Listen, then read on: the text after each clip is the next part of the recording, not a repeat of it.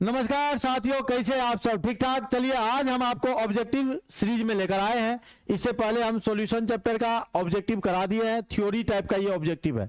और आज हम लोग इलेक्ट्रोकेमिस्ट्री का यानी जिसको हम लोग वैद्युत रसायन बोलते हैं। क्या बोलते हैं? बोलिए तो। वैद्युत रसायन।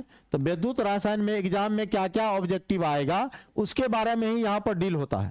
और ये 10 मिनट का वीडियो है, 10 मिनट का देखना है और पूरा एकदम ऑब्जेक्टिव का मजा लेना है। हम तो चाहते हैं कि आपके एग्जाम में A to Z ऑब्जेक्टिव सही सही बना के आओ, एकदम अच्छा करके आओ, मेरे को बहुत खुशी मिलेगी, कहेंगे मोगम्बो खुश वाह। तो चलिए आप सभी लोगों का स्वागत है आपके अपने चैनल प्यारा सा चैनल में।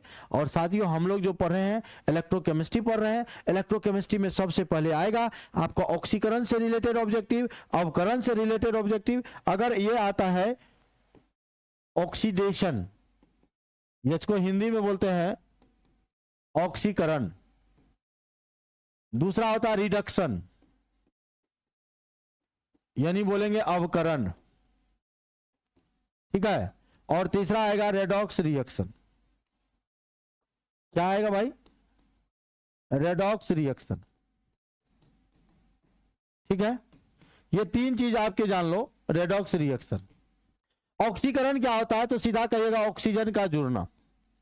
अगर कहीं ऑक्सीजन जुड़ रहा है तो समझ जाना ऑक्सीकरण हो रहा। कहीं इलेक्ट्रॉन त्याग कर रहा है तो भी ऑक्सीकरण हो रहा है। और अधिकतर इलेक्ट्रॉन का त्याग वही करता है जो धातु होता है, धातु ही इलेक्ट्रॉन का त्याग करता है। अर्थात वे तत्व जिसके संयोजी इलेक्ट्रॉन 1 रहे, 2 रहे, 3 रहे, वो इलेक्ट्रॉन को क्या कर देगा? त्याग, यानी लॉस कर देगा। अवकरण उसको कहते हैं यानी हाइड्रोजन का जुड़ना। अगर कहीं हाइड्रोजन जुड़ रहा है तो भी आपका क्या हो रहा है? अवकरण हो रहा है, यानी रिडक्शन हो रहा है। या आप ऐसे कह सकते हैं कि इलेक्ट्रॉन का ग्रहण करना। अगर इलेक्ट्रॉन कहीं ग्रहण हो रहा है यानी गेन हो रहा है तो रिडक्शन हो रहा है, अवकरण हो रहा है। और जिसमें दोनों चीज हो रहा है, ऑक्सीकरण भी हो, ऑक्सीकरण भी हो और अवकरण भी हो, दोनों चीज हो रहा है, उसी को बोलेंगे रेडॉक्स रिएक्शन। ये बात तो आप समझ में आ गया। आइए क्वेश्चन, एग्जाम में क्वेश्चन कैसे रहेगा? जैसे एक दे देगा कार्बन प्लस ऑक्सीजन और बना देगा CO2, कहेगा क्या है ये? ऑक्सीकरण है, अवकरण है, क्या है? 4 ऑप्शन दे देगा। तो कार्बन यहाँ अकेले है, यहाँ कार्बन ऑक्सीजन के साथ है, मतलब ऑक्सीजन जुड़ गया। और ऑक्सीजन जब जुड़ गया तो ये ऑक्सीकरण हो रहा है, समझ रहे हैं। जैसे दे देगा H2S और प्लस क्लोरीन दे देगा और ये रिएक्शन करके HCl और प्लस बन जाएगा सल्फर अकेला। तो यहां पर देखो, यहाँ इन केस में देखो कि यहाँ है सल्फर है, सल्फर के साथ हाइड्रोजन है, यहाँ सल्फर अकेला है, तो यहाँ पर क्या हो रहा है? हाइड्रोजन हट गया तो अवकरण हो रहा है। तो इस टाइप का क्वेश्चन पूछेगा। अब आ जाओ सेल के बारे में। सेल जो होता है हमारा 2 टाइप का होता है। एक ऐसे सेल एक प्रकार का डिवाइस है, यंत्र है। वो क्या करता है? रासायनिक ऊर्जा को, कौन ऊर्जा को? रासायनिक ऊर्जा को विद्युत ऊर्जा में, विद्युत ऊर्जा में या विद्युत ऊर्जा को रासायनिक ऊर्जा में बदलता है, उसी को सेल कहते हैं। जो रासायनिक ऊर्जा को विद्युत ऊर्जा में बदलता है, जो रासायनिक ऊर्जा को विद्युत ऊर्जा में बोलते हैं, उसको बोलते हैं विद्युत अपघटनी सेल। और जो रासायनिक ऊर्जा को विद्युत ऊर्जा में बदलता है उसको हम लोग बोलते हैं गैल्वेनी सेल, गैल्वेनी सेल। और गैल्वेनी सेल में याद रखिएगा, इसमें कॉपर सल्फेट का विलयन में कॉपर का क्षार लेते हैं जो कैथोड का काम करता है, पूछेगा आपको क्वेश्चन। और दूसरा लेते हैं जिंक सल्फेट के सॉल्यूशन है, और जिंक सल्फेट में जिंक का क्षार लेते हैं जो एनोड का काम करता है।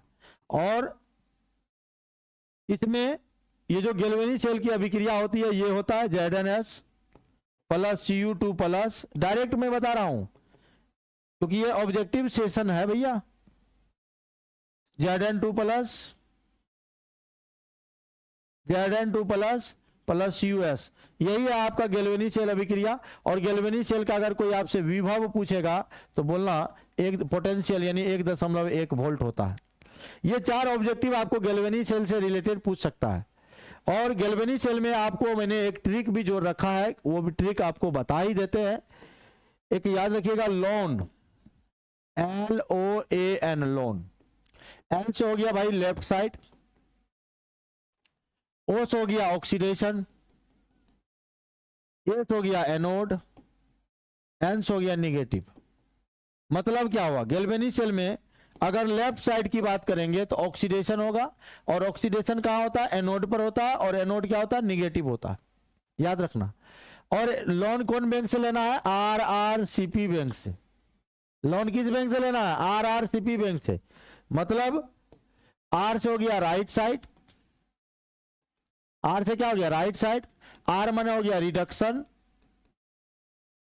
सी का मतलब हो गया कैथोड, और पी का मतलब हो गया पॉजिटिव। राइट साइड रिडक्शन यानी अवकरण होता है, और अवकरण कहां होता है, कैथोड पर, और कैथोड पर कौन चार्ज होता है, पॉजिटिव होता है।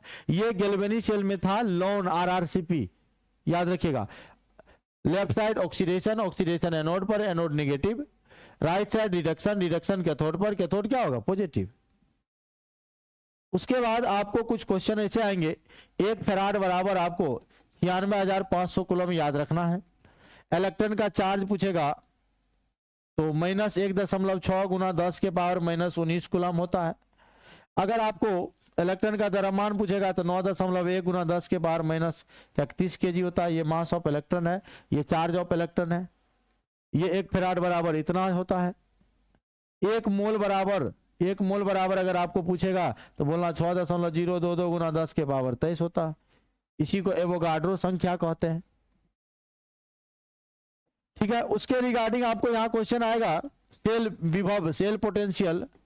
सेल पोटेंशियल का फॉर्मूला होता है POTENTI, सेल पोटेंशियल, इसी को EMF भी बोलते हैं, बराबर होता है कैथोड माइनस एनोड। यानी कैथोड का विभव और एनोड का विभव के अंतर को हम लोग क्या बोलते हैं, सेल पोटेंशियल, सेल विभव कहते हैं। उसके बाद आपको एक समीकरण आएगा ननर्स इक्वेशन में, ई सेल यानी सेल का विभव निकालने के लिए कहेगा तो आपका ना ई नॉट सेल, ये स्टैंडर्ड सेल का पोटेंशियल है, माइनस 0.0591 बट्टे हो जाएगा n log Kc। Kc जो है ये इक्विलिब्रियम कांस्टेंट है, और n है कितना इलेक्ट्रॉन को लॉस और गेन होगा, और ई सेल आपको दिया रहेगा, मानक सेल विभव है। इस पर भी आपको ऑब्जेक्टिव क्वेश्चन एग्जाम में पूछ सकता है। उसके बाद आ जाओ एक और टाइप का क्वेश्चन, अगर आपको जैसे मान लो 1 मोल Al3+ दे देगा, कहेगा कि इसको Al में बदलना है, तो बताओ कितने आवेश की आवश्यकता होगी। तो आप कहना कि 1 मोल Al3+ है तो यहाँ 3 इलेक्ट्रॉन को ग्रहण करेगा तब ना, 3 electron plus 3 electron minus cancel होके न्यूट्रलाइज होगा। Q बराबर होता है फॉर्मूला NF, तो देखो Q बराबर होगा 3 फैराड, आंसर n का मान हो जाएगा 3। कितना इलेक्ट्रॉन को लॉस और गेन किया, तो 3 इलेक्ट्रॉन किया, 3 फैराड, आंसर हो जाएगा। या ऐसा क्वेश्चन देगा 1 मोल Cu2+ को कॉपर में बदलने के लिए, तो कॉपर में 2 इलेक्ट्रॉन डालोगे तब ना कॉपर बनी, तो n बराबर हो गया 2 और Q बराबर हो गया NF, 2 फैराड, आंसर हो जाएगा। एक और टाइप का क्वेश्चन आएगा, फैराडे का प्रथम नियम M बराबर ZIT, ये फैराडे का प्रथम नियम है। M बराबर ZIT, ये फैराडे का क्या है, प्रथम नियम है। बैटरी के बारे में पूछेगा, 2 प्रकार का होता है, एक प्राथमिक एक द्वितीयक। जिसको चार्जेबल कहते हैं वो द्वितीयक है, जो विदाउट चार्जेबल है, लिखो फेंको है, एक बार प्रयोग किए फेंक दिए, वो प्राथमिक बैटरी है। जैसे शुष्क सेल है, ड्राई सेल, शुष्क सेल है, ये आपका प्राथमिक सेल है। लेड संचायक सेल है, द्वितीयक सेल है। इसके एवज में हम एक ऑब्जेक्टिव का पूरा सीरीज लेकर आएंगे।